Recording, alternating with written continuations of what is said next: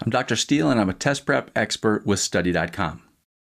The general science section of the ASVAB covers basic knowledge of life science, earth science, and physical science concepts. The problems in this video will focus specifically on your physical science knowledge. This section does not impact your AFQT score, but it is important for test takers looking to pursue maintenance, technical, and electronic-related career paths. All right, let's do this. First problem asks, what is the term for the amount of matter in an object? A, mass, B, weight, C, volume, or D, density. Let's look at the choices. A, mass, is a measure of the amount of matter in an object and is usually measured in kilograms or grams. Mass is an intrinsic property of an object and does not change regardless of its location in the universe. This is the correct answer. Let's see why the other answers are incorrect. B, weight. Weight is the force exerted by gravity on an object's mass. Unlike mass, weight can change depending on the gravitational pull of the body the object is on. For example, an object would weigh less on the moon than on Earth because of the moon's weaker gravity. Weight equals mass times acceleration due to gravity. Mass is a function of weight, but it's important to remember that they are different, so weight is incorrect. C, volume. Volume is the amount of space that an object occupies and is measured in cubic units, such as cubic meters or liters. It's a property related to the size of an object, not the amount of matter it contains. So volume is incorrect. D, density. Density is the measure of mass per unit volume of a substance. It is calculated by dividing mass by volume and is expressed in units such as kilograms per cubic meter. Density is a property that describes how compact the matter is in an object, not the amount of matter itself. So density is incorrect. Volume and density are both functions of mass, but only mass is the term for the amount of matter in an object. So A, mass, is the correct answer.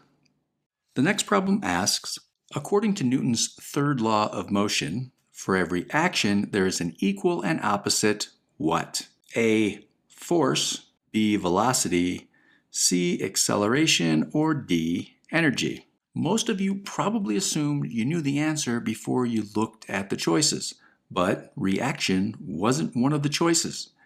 So now you have to decide which choice is still true to Newton's third law. So what about A, force? Well, the full version of Newton's law states that for every action, force, in nature, there is an equal and opposite reaction. This law views action and force as synonymous. In other words, if object A exerts a force on object B will exert an equal and opposite force on object A. So A, force, is the correct answer. Why are the other answers incorrect? B, velocity. Velocity is a vector quantity that describes the speed of an object in a particular direction. Newton's third law specifically refers to forces, not velocities. So velocity is incorrect.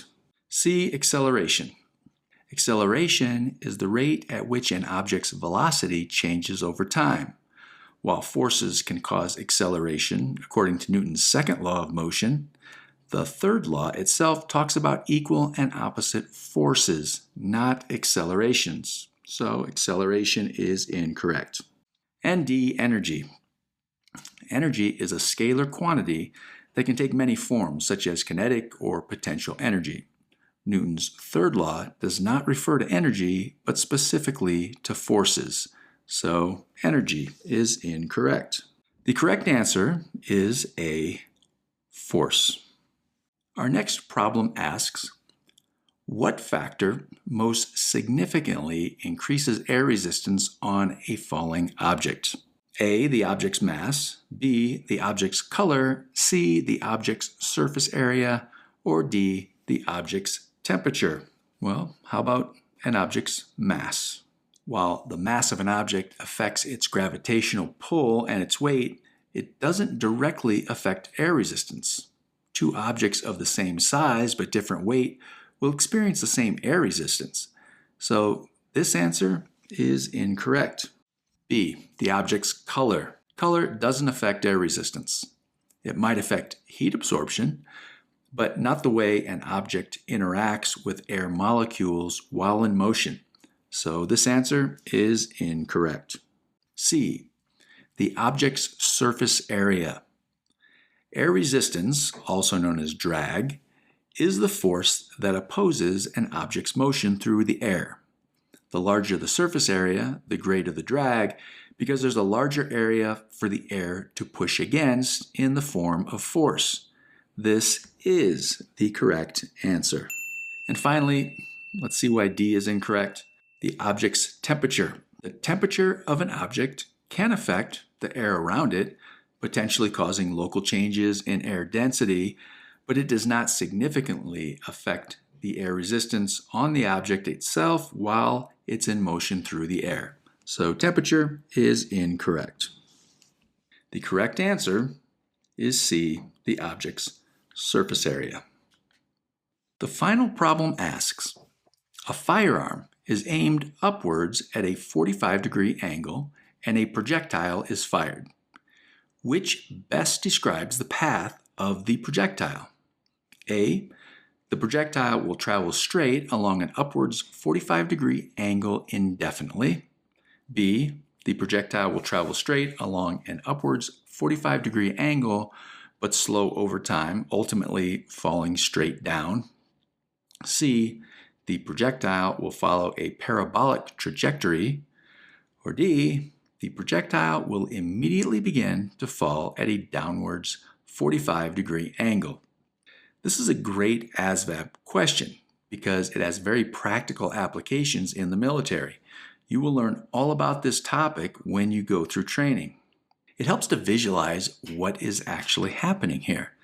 If you were to fire a shot at a bird at a 45-degree angle, like in the question, and you missed the bird, what would happen to the bullet? Or in the military, we call it a round, or in this case, a projectile. The bullet would be moving too fast and going too far to see it with the naked eye. But if you were hunting with a bow and arrow, for instance, how would the arrow fly if you missed the bird?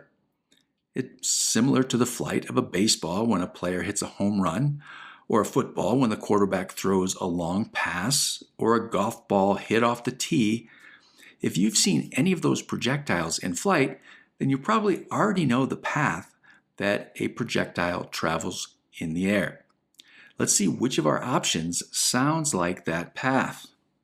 A, the projectile will travel straight along an upwards 45-degree angle indefinitely.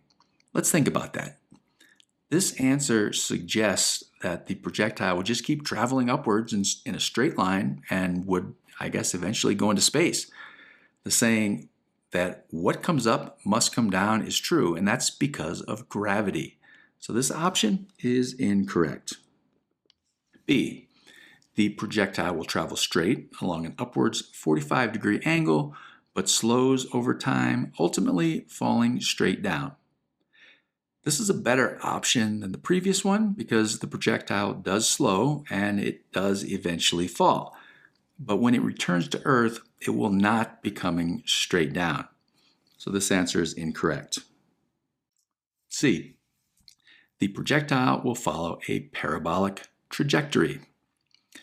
A parabolic trajectory in this context would be a path that starts at a 45-degree upwards angle, reaches a peak, and then heads back down to the ground. The change in direction from going up to going down is curved, and the path down is like a mirror image of the path up. When a projectile is fired at an upward angle, it follows a curved path because of gravity. So this is the correct answer. Let's see why the final answer is wrong. D, the projectile will immediately begin to fall along a downwards 45-degree angle. This is incorrect for a few reasons. We know that the projectile will be falling to the ground eventually, but it's not immediate. This answer just doesn't reflect what we already know about the paths we've seen from arrows or baseballs or football. This answer is incorrect. The correct answer is C. The projectile will follow a parabolic trajectory. That is physical science. Check out the other videos in this series if you need more help getting ready for the ASVAB test. Give us a thumbs up if you're feeling more prepared. Leave us a comment with any questions or topics you'd like us to cover, and make sure you subscribe for more U.S. military test prep content. Stay sharp, and I'll see you in the next video.